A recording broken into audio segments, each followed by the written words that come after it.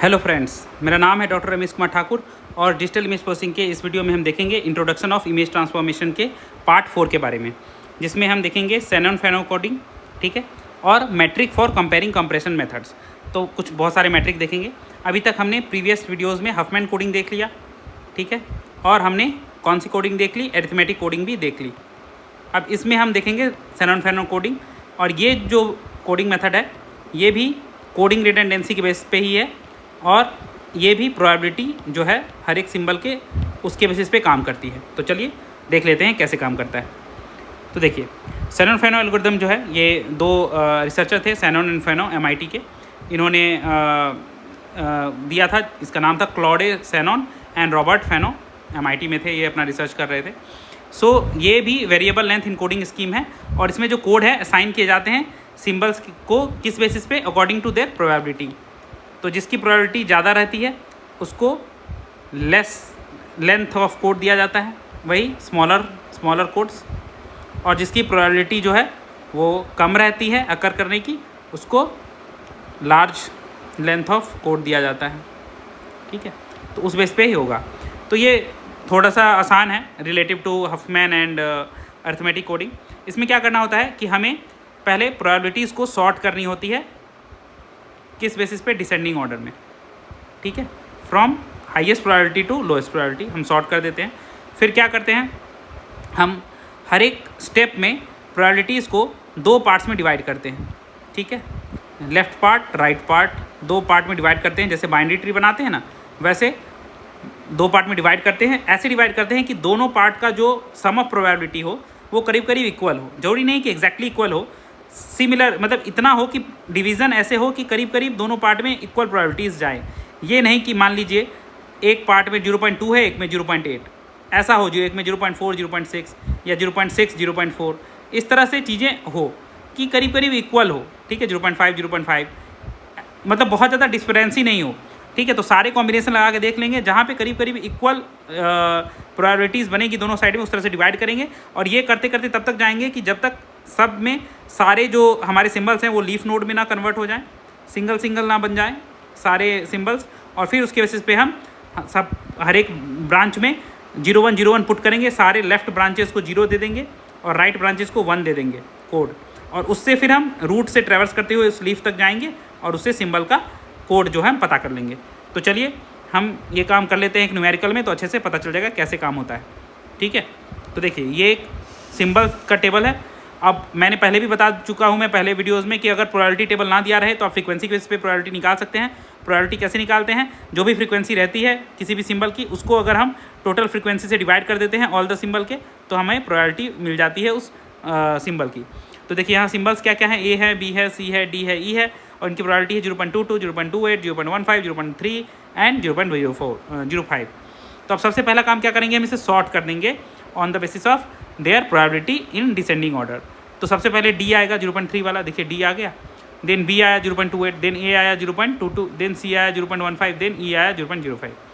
अब हम ट्री बनाते चलेंगे, बाइनरी ट्री बनाते चलेंगे, हर एक में दो दो दो दो दो दो करके रखते चलेंगे, ठीक है। अब ये पूरा हम एक जगह लिख लेंगे। अब इसको दो पार्ट में कैसे डिवाइड करेंगे, ऐसे डिवाइड करेंगे कि दोनों पार्ट में करीब करीब सिमिलर प्रोबेबिलिटीज़ जाए। तो देखिए इसको हम कैसे तोड़ सकते हैं, या तो हम DB को एक तरफ रख सकते हैं और ACE को एक तरफ रख सकते हैं, या DBA को एक तरफ रख सकते हैं, CE को एक तरफ रख सकते हैं, या DBAC को एक तरफ रख सकते हैं, E को केवल दूसरे साइड। तो कैसे डिसाइड होगा कहाँ पे टूटेगा, तो ये डिसाइड होता है कि दोनों साइड का सम कितना आ रहा है। तो देखिए अगर हम DB को एक तरफ रखते हैं तो इन दोनों का सम कितना आएगा, D और B का सम 0.3 एंड 0.28, दैट इज़ 0.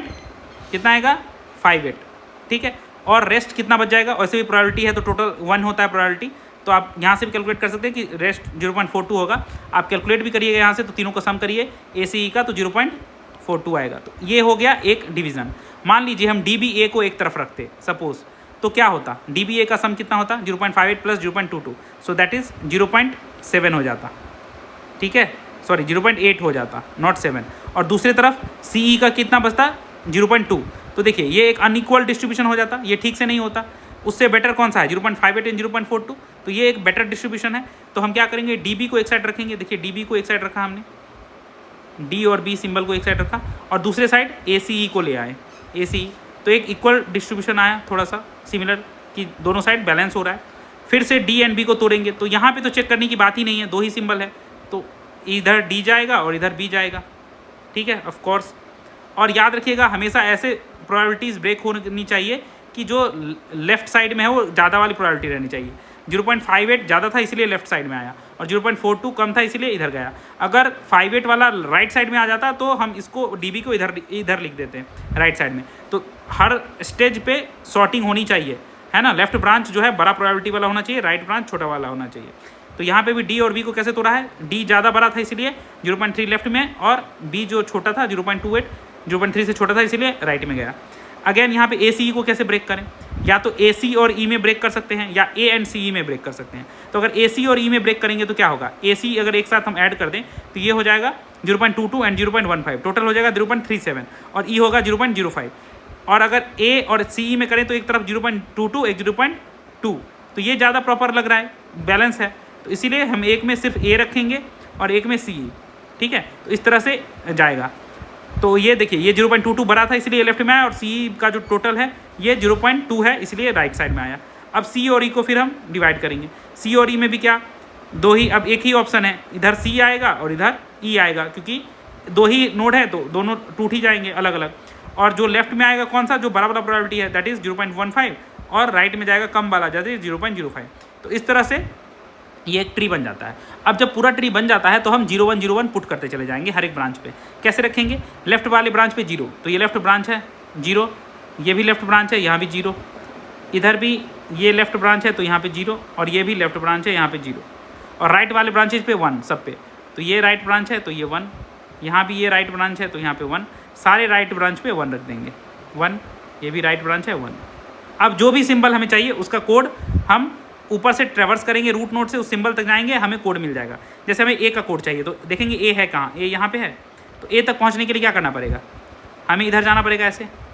तो हम किससे गुजर रहे हैं, 1, सबसे पहले हमें मिला 1, देन हमें मिला 0, हम ए पर पहुँच गए तो 1 0, तो ए का कोड यहाँ पे देखिए दिया हुआ है 1 0।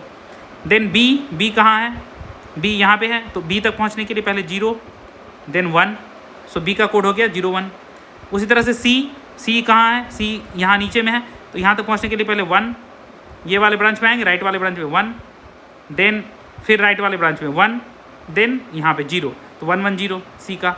देन डी के लिए कहाँ जाना पड़ेगा, डी कहाँ है यहाँ पे, तो डी के लिए पहले 0, देन फिर लेफ्ट में 0, तो 0 0, डी का 0 0। ई कहाँ है, ई यहाँ पे है, ई कैसे पहुँचेंगे, पहले 1, देन फिर राइट ब्रांच में 1, देन फिर राइट ब्रांच में 1, तो 3 1, तो 1 1 1। तो इस तरह से हम सारे कोड्स लिख सकते हैं। तो यही हो गया हमारा शैनॉन फेनो कोडिंग का इनकोडिंग, ठीक है। अब डिकोडिंग सेम ही है, जैसा हमने देखा था हफमैन में कि ये प्रीफिक्स कोड है, तो जो भी मैसेज रहेगा आप मैच करते चलेंगे, जो पहला सिंबल मैच हो गया वही उसका डिकोडिंग हुआ। जैसे हमने लिखा 1001, ये एक कोड हमने भेजा, इसको डिकोड करना होगा तो हम मैच करेंगे कि 1 किसी का कोड है क्या, 1 कोड है, नहीं है। 1 0 किसी का कोड है क्या, 1 0, यस ए का कोड है, तो हम लिख लेंगे ए। उसका नया चेकिंग शुरू होगा यहाँ 0 से। 0 किसी का कोड है क्या, नहीं, 0 कोड नहीं है। देन 0 1 को एक साथ लेके सर्च करेंगे, 0 1 किसी का कोड है क्या, यस। बी का, तो हम लिख लेंगे बी, तो ये मतलब हमारा मैसेज था ए बी।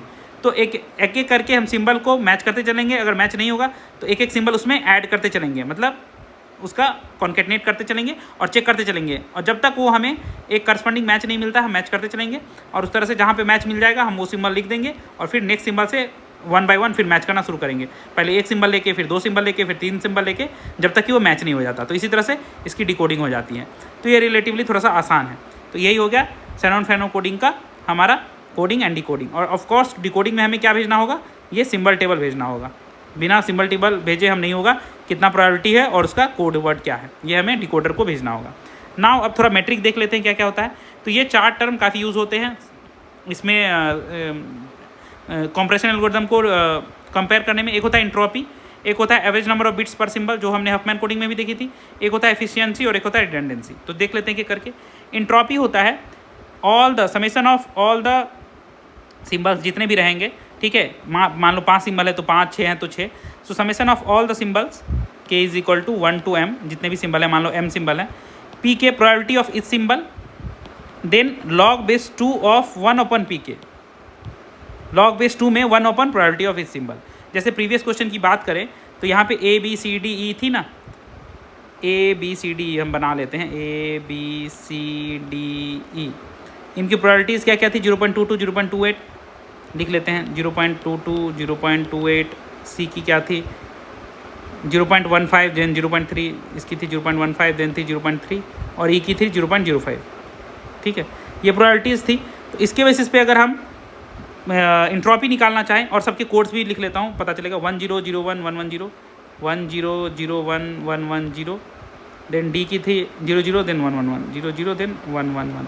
ठीक है, तो अब अगर हमें इंट्रॉपी निकालनी हो तो क्या होगा, summation of all symbol like A से लेके ई तक सबका क्या करेंगे, पहले probability multiplied by log base 2 of 1 upon probability.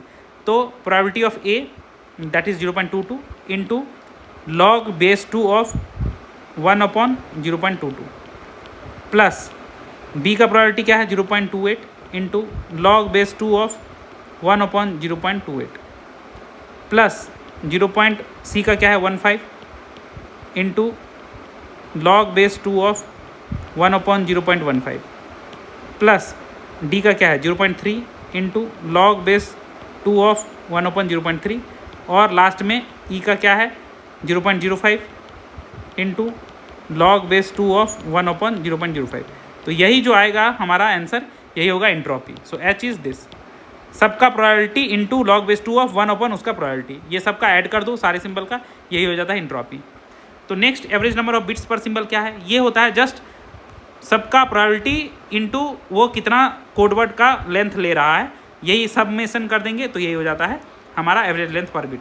अगर इस क्वेश्चन में हम बात करें तो एल क्या हो जाएगा, जैसे प्रोबेबिलिटी ऑफ ए क्या है 0.22 इंटू ए कितना लेंथ का कोडवर्ड ले रहा है 2 का, तो into 2 plus probability of B is 0.28 into B कितने लेंथ का कोडवर्ड ले रहा है 2 लेंथ का 2 plus probability of C that is 0.15 into C कितने का ले रहा है 3 का, 110 इज़ 3, सो 3 प्लस 0.3 डी का है 0.3 इंटू ये कितने लेंथ का ले रहा है 2 लेंथ का, तो इंटू 2 प्लस ये कितना 0.05 इंटू ये कितने लेंथ का ले रहा है 3 लेंथ का, तो इंटू 3।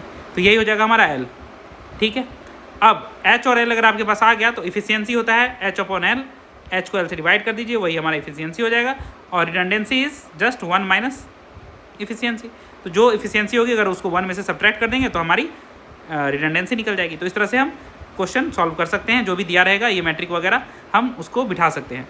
और एक बात देखिए, यहाँ भी ध्यान दीजिए कि प्रोबेबिलिटी के बेसिस पे क्या हुआ, जो हाइयर प्रोबेबिलिटीज़ थे जैसे 0.3, 0.28, 0.22 उन सबको स्मॉलर कोड मिले, जैसे 2 लेंथ का कोड मिला, 0.28 को भी 2 लेंथ का, 0.22 को भी 2 लेंथ का, बट जो लोअर प्रोबेबिलिटीज़ थे जैसे 0.015, 0.05 इनको 3 लेंथ का कोड मिला। जिनकी प्रोबेबिलिटी कम थी उनको लार्जर लेंथ कोड मिले, और जिनकी प्रोबेबिलिटी ज़्यादा थी उनको स्मॉलर लेंथ कोड मिले। इसी वजह से जो है हमारा कंप्रेशन जो है अचीव हो पाया। ठीक है, तो आई होप आप लोग को शैनन फेनो कोडिंग समझ में आया होगा, और इसका डिकोडिंग प्रोसेस और मैट्रिक फॉर कंपैरिजन भी समझ में आया होगा, कैसे कैसे निकालते हैं, और आप फ्यूचर में इसे एग्जाम में सॉल्व कर पाओगे। तो थैंक्स।